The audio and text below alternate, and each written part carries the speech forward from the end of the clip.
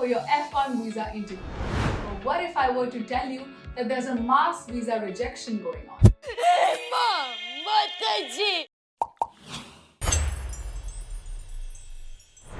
You've been preparing for this for so long. You got your documents in place, you gave your standardized tests, you prepared for your language proficiency test, spent thousands of dollars and got that dream admitted. But what if on the day of your visa interview, the visa officer just rejects your visa and doesn't even give you a reason? This is the story of thousands of students right now who are planning to study abroad in the US. But what is causing these mass visa rejects? I'm going to tell you every aspect, and I am also going to help you understand how can you avoid this situation. So stay tuned until the end of this video so you don't miss any important updates. Let's start with the top reasons why your visa might get rejected. Number 5. Limited English proficiency. Believe it or not, but limited English proficiency or faring poorly on your TOEFL and IELTS could actually be a reason for your visa rejects. Let me paint a picture for you. You appear for an F1 visa for studying engineering in the US, and you go for your visa interview and you sit there struggling with answers where you're not able to respond to the visa officer in a coherent and confident manner. Well, that could mean a visa rejection.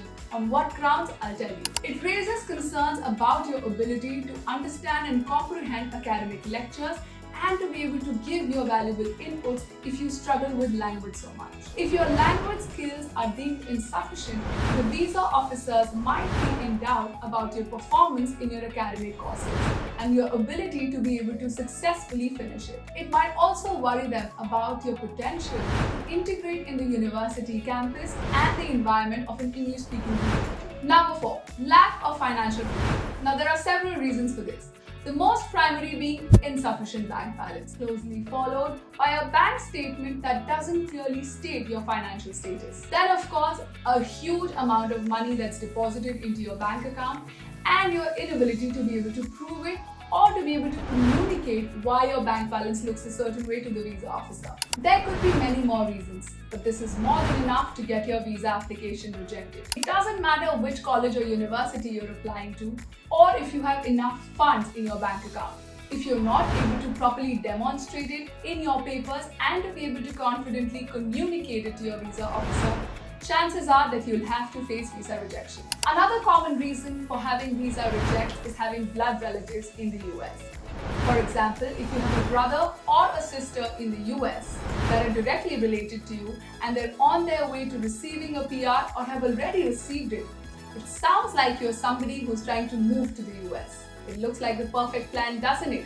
And that's why your application becomes suspicious. Now, these aspects might be genuine, but if your family status in the US overshadows the primary purpose of your studies, it could raise a doubt or suspicion about immigration intent. The slightest mention of your intention to work in the US or stay back with your family might raise a suspicion about immigration intent, and your visa could end up getting rejected. Number 2. Behavioral issues. Anything remotely related to your behavioral issues could negatively impact your visa application. For example, any criminal convictions, even minor ones, could raise red flags for visa officers. Or if you have faced disciplinary action at a previous institution. For example, even isolated events of violence, extremism, hate speech, regardless of the legal consequences, can lead to visa denial due to security reasons. But not all behavioral issues automatically lead to visa rejection. The severity, context, and overall application play an important role. If you have past behavioral issues, transparency and taking responsibility are key in tackling such issues. Number 1. Lower rung university. This is one of the most common reasons for visa application rejections. Okay, let's be honest here. If you were a visa officer, what would your opinion be? If you could go to a better university in your own country, why would you fly halfway across the globe to come to the US and study in a tier 3 college? It can point towards an ulterior motive, right? And that is why in a situation like this, you will have to face visa rejection and get a 214 grade. So how to avoid this visa rejection then? Well, from our years of experience with students with successful visa interviews, we've been able to summarize 5 questions that are almost always asked by the visa candidates. Now, before I share these questions with you, why am I sharing these questions with you? It's so that you can work on your answers well before time and get prepared for your visa interview. Please keep in mind that these are trick questions and you have to frame your answers really well to succeed as your visa interview. Why this university? Why not pick another one? How do you plan to finance your education and stay in the US? What are your plans moving forward in your career when you finish your degree? And do you have any relatives in the US? Have you ever been rejected for a US visa before? If you think you need personalized guidance with your visa interviews, we are always happy to help.